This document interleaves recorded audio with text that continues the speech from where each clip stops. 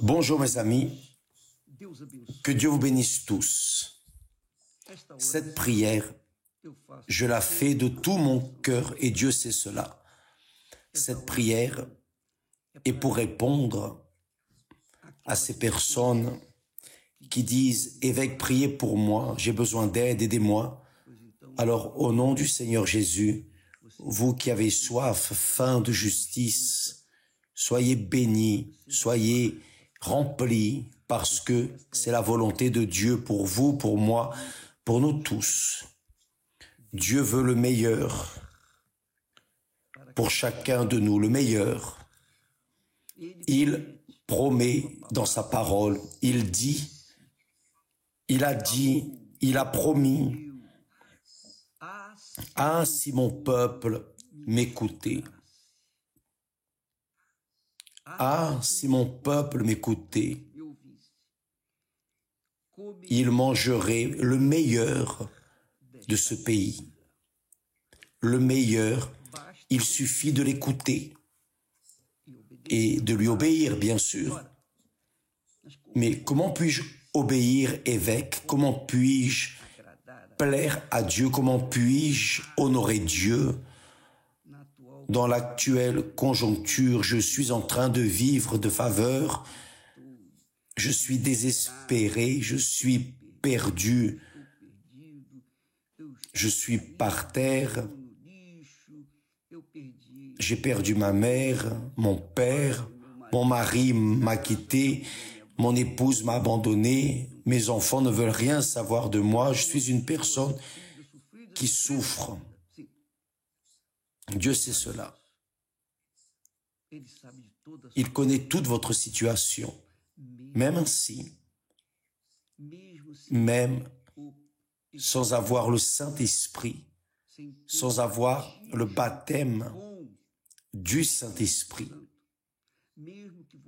même si vous n'avez pas été honoré du baptême du Saint-Esprit, vous pouvez changer votre vie. Maintenant, en ce moment, maintenant, oui, maintenant, vous savez comment Dieu travaille, mes amis, je vais vous dire. Spécialement vous qui vivez de l'autre côté de la vie, faites attention. Il change à l'instant quand notre tête, notre intelligence, notre intellect, notre rationnel commence à penser comme il pense.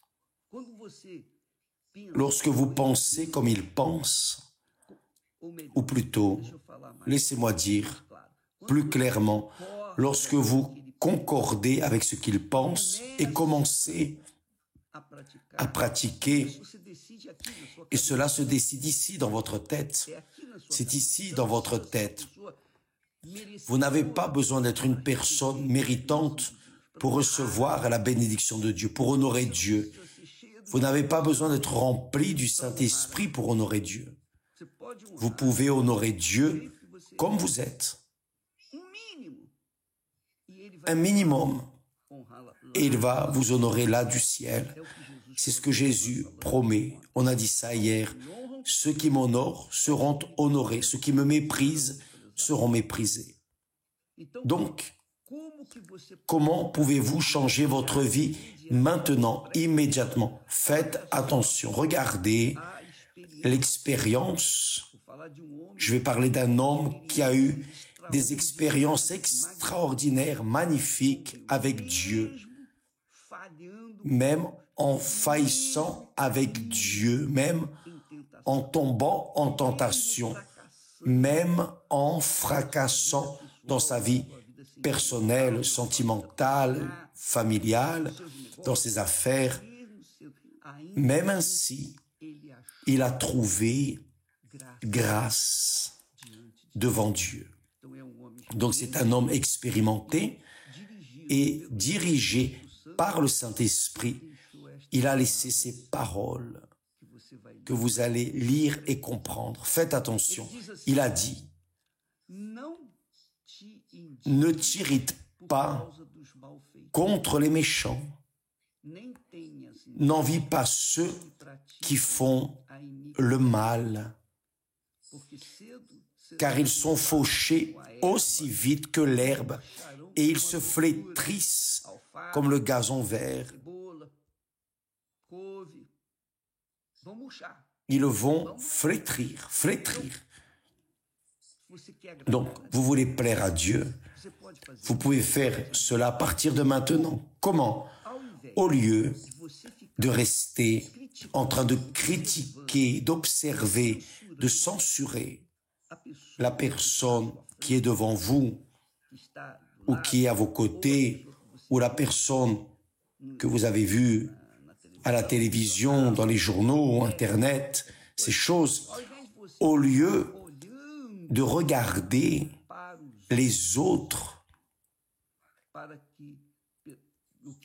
ce que les autres font d'erroné et semble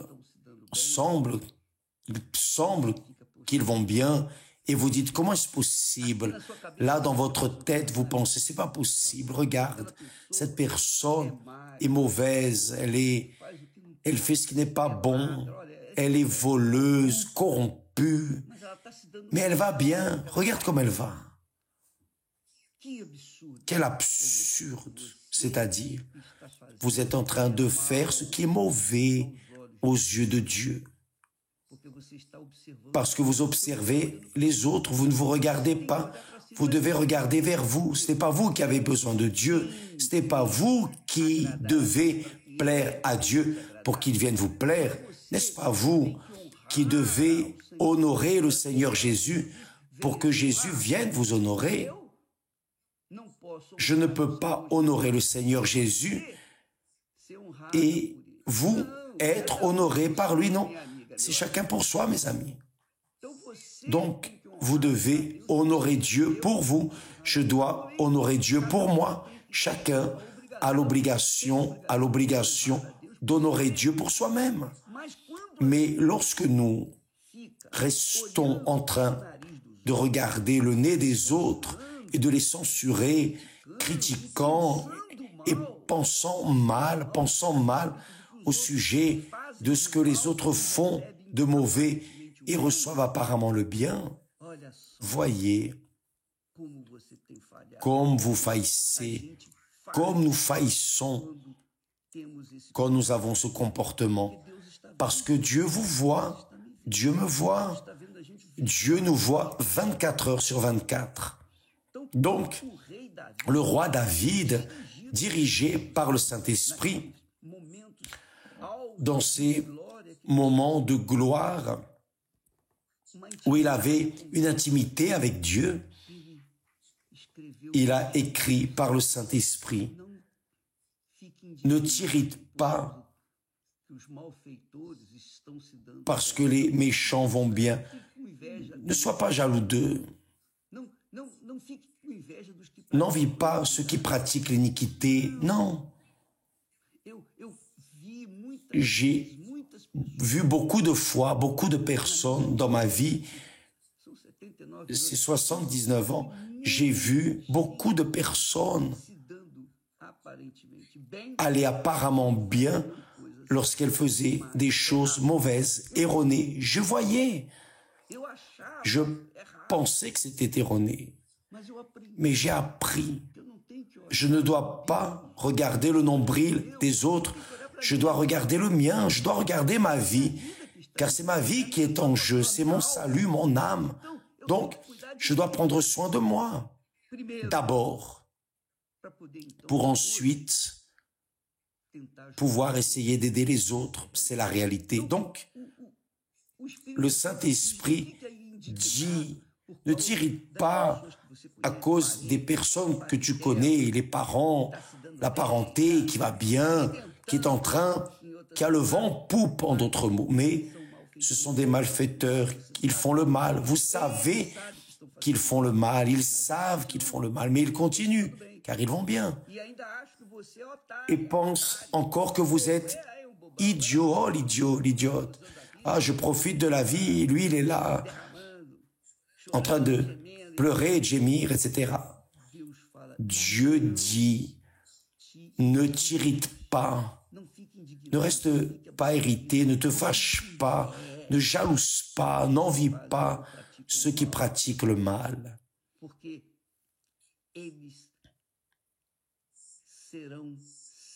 Car ils sont fauchés aussi vite que l'herbe, et ils se flétrissent comme le gazon vert. Ils flétrissent comme la salade, les choux, et tout ce qui est herbe va flétrir tôt ou tard. Parce que la justice de Dieu peut tarder pour nous, mais elle ne faille pas jamais, à aucun moment. Donc, vous devez penser, vous devez raisonner en relation à votre vie. Votre vie, ne regardez personne, regardez vers vous, juste vers vous. Ça, ce n'est pas de l'égoïsme, non. Ce n'est pas de l'égocentrisme, non. C'est de l'intelligence. Vous allez prendre soin de vous, de votre cœur. Vous êtes blessé, vous êtes en train de vivre de l'autre côté de la vie, du mauvais côté. Vous êtes au fond du puits. Donc c'est vous qui avez besoin de salut, d'aide. Donc ne regardez pas les autres, car les autres font le mal et vont bien. Ils ne vont pas vous aider. N'attendez rien d'eux. Personne ne va vous aider, sinon vous-même.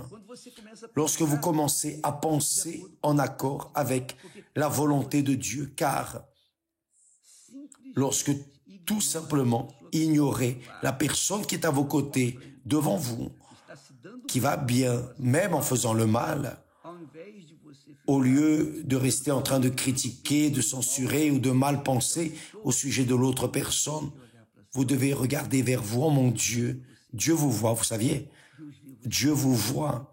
J'ai l'habitude de dire à mes collègues, Dieu nous observe davantage lorsque nous sommes seuls que lorsque nous sommes accompagnés. Qu'à l'église, saviez-vous cela? Il regarde tout le temps, bien sûr, mais je pense qu'il m'observe plus quand je suis tout seul. Qu'est-ce que je fais quand je suis seul? À quoi est-ce que je pense? Qu'est-ce que je planifie? Qu'est-ce que vous planifiez lorsque vous êtes seul? Qu'est-ce que vous pensez lorsque vous êtes seul? Au lieu, dans ces moments où vous êtes seul, de parler à Dieu, « Oh mon Dieu, aide-moi, aie miséricorde de moi », vous regardez vers vous, vous prenez soin de vous. « Seigneur, que dois-je faire pour te plaire ?» Parce que si je te plais, il est écrit, si je te plais, le Seigneur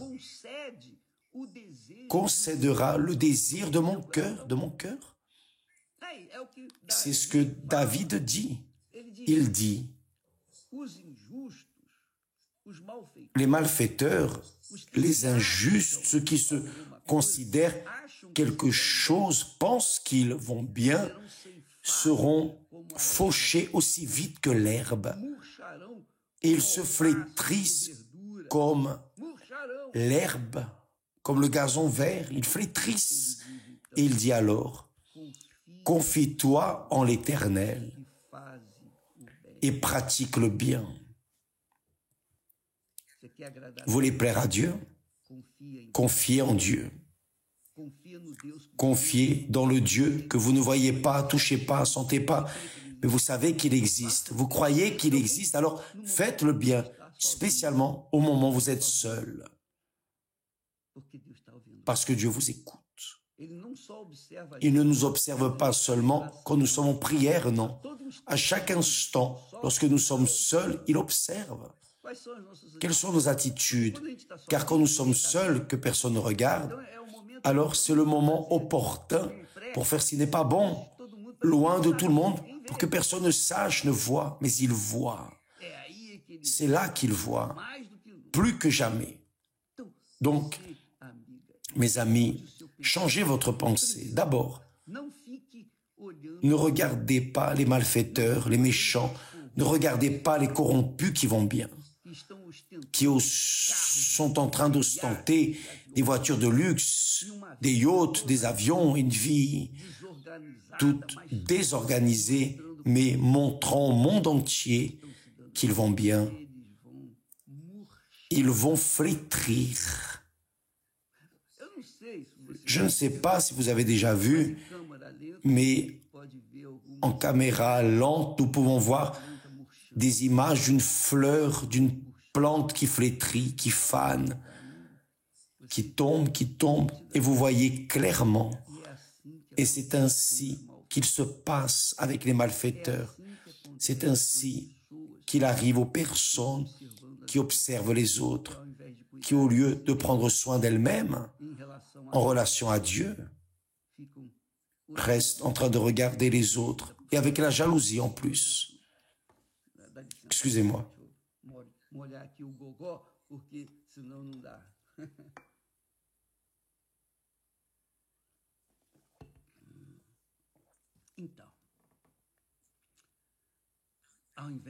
Au lieu de regarder les autres, regardez vers vous. Et l'homme expérimenté dans la souffrance, la douleur, les victoires et les déroutes, David, avec un cœur selon le cœur de Dieu, a été utilisé pour écrire ce texte, dirigé par le Saint-Esprit. Confie-toi en l'Éternel. Au lieu de vouloir, de demander « Ah mon Dieu, je ne peux pas croire que tu existes, parce que si tu existes vraiment, comment peux-tu voir l'individu vole et il va bien? Comment est-ce possible ?» Confiez en l'Éternel et faites le bien. Confiez en l'Éternel et faites le bien. Confiez en l'Éternel. Ne critiquez pas, non. Ne pensez pas ceci ou cela, non. Confiez en l'Éternel. Croyez en l'Éternel. Ça, c'est plaire à Dieu. Lorsque vous croyez en l'Éternel, vous faites le bien. Quand vous ne croyez pas, vous faites le mal. Quand la personne croit en Dieu, elle fait ce qui est bon, même n'étant pas baptisée du Saint-Esprit. Mais bien sûr, si elle demeure dans cette attitude, ce comportement, alors le Seigneur Jésus lui-même vient la baptiser du Saint-Esprit. Confie-toi en l'Éternel, confie. Il est au-dessus de toutes choses. Il est immutable, c'est-à-dire il ne change jamais. Il est ce qu'il était, sera toujours. Il est le même, il ne change pas. Donc confiez en lui. Confiez. Je sais que les moments sont difficiles, sont durs, sont cruels, mais confiez dans ce qu'il a dit, promis. Confiez dans sa parole. Confier dans sa parole, c'est confier en lui. Confier dans sa parole, c'est l'aimer. Confier dans sa parole, c'est lui plaire. Lorsque vous faites cela, vous êtes en train de prendre des attitudes correctes, justes. Et Dieu, évidemment, va vous honorer en accord avec votre capacité de recevoir l'honneur de sa part. Parce qu'il ne donne pas tout l'honneur d'une fois, non, il honore au fur et à mesure en accord avec votre maturité, en accord avec votre abandon, avec votre soumission, en accord avec votre cœur généreux et bon. Donc, confiez en l'Éternel. Quand la personne confie, elle fait le bien. Quand elle ne confie pas, elle fait le mal. Confiez en l'Éternel et faites le bien. Et il dit, et le pays pour demeure, et la fidélité pour pâture. Et alors, fais de l'Éternel tes délices et il te donnera ce que ton cœur désire. Mes amis, je suis une créature, je vais vous dire une chose, sincèrement. Je suis une créature imparfaite comme nous le sommes tous. Mais il y a une chose que je pratique, que je vis. Je ne regarde pas les autres. Je ne suis pas ce que les autres sont en train de faire, de bien ou de mal. Je prends soin de ma vie. Oh mon Dieu, quand je suis seul, je parle à Dieu. J'ai la liberté de lui parler. J'ai une intimité avec lui. Pourquoi? Parce que je suis seul. Je reste libre. Je n'ai pas honte d'avoir quelqu'un à mes côtés et de parler à Dieu. Comme j'aimerais, non. Quand je suis seul, je parle à l'aise avec lui. Et autre chose que j'ai toujours appliqué dans ma vie, ne pas rester en train d'observer les mauvais exemples. Ne pas regarder ceux qui ont fait le mal et qui apparemment vont très bien, pendant que je fais le bien et qu'apparemment je suis en train d'aller très mal. Je prends soin de moi. J'ai la certitude. Et ça, c'est la foi intelligente. Lorsque nous avons une foi intelligente, c'est-à-dire qui pense, je sais, même dans les moments difficiles, les moments de persécution, les moments de haine que nous affrontons de la part d'autres personnes, dans les moments d'injustice, je suis bien certain que mon Seigneur prend soin de moi. Je confie dans sa parole. Ce n'est pas en moi, non, je ne confie pas en moi. Je confie dans sa parole. Je sais qu'il existe, qu'il voit toute cette situation difficile que nous passons, et alors, je confie en lui. Oh Seigneur, je sais qu'un jour, tu feras ce qui doit être fait. Tu viendras à ma rencontre, tu m'exauceras. Enfin, tu changeras cette situation parce que il ne tombe pas une feuille d'arbre sans que ce ne soit la volonté de Dieu. Donc, mes amis, laissez-moi vous parler sincèrement. Regardez en vous et commencez à penser votre pensée maintenant. Parce qu'en changeant votre pensée, votre vie commence à changer. Elle commence à changer à partir de l'instant où vous changez votre tête. C'est cela. Donc, que Dieu vous bénisse.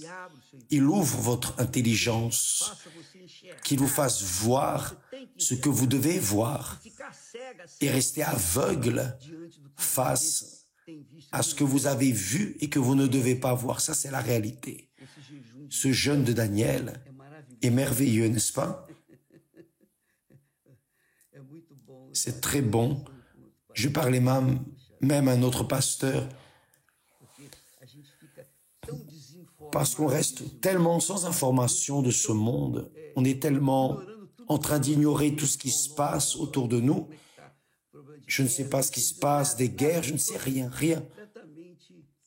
Je suis complètement aveugle pour ce monde, mais attentif à la voix du Saint-Esprit, avec les oreilles attentives à la voix de Dieu. Comme ça me fait du bien. Et vous qui faites le jeûne de Daniel, je suis sûr que même si vous n'avez pas encore reçu le baptême du Saint-Esprit, je suis sûr que vous vous sentez en paix. Oui ou non? Dites la vérité. Vous savez pourquoi? Parce que vous ne buvez pas la saleté de ce monde.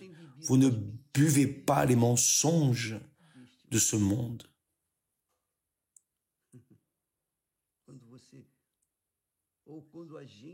Lorsque nous allons sur Internet chercher des informations en relation de la guerre, on veut savoir comment va la situation. Hier, j'ai entendu une phrase très forte que j'ai beaucoup aimée. On dit que lorsqu'on commence une guerre, la première victime, le premier mort est la vérité. C'est vrai, quand une guerre commence, la première à mourir est la vérité. C'est comme en politique. Dans cette guerre, pour être élu, les personnes font de tout. La première victime des guerres est la vérité. Et quand on fait le jeûne de Daniel, on reste pur des tromperies, des mensonges, des illusions. On reste focalisé sur ce que Dieu a dit. Et Dieu vous parle à nous tous. Ne t'irrite pas contre les méchants. Ne reste pas révolté car les méchants vont bien même en faisant le mal. N'envie pas ceux qui font le mal. Je me souviens d'une personne spéciale, un parent. Et ce parent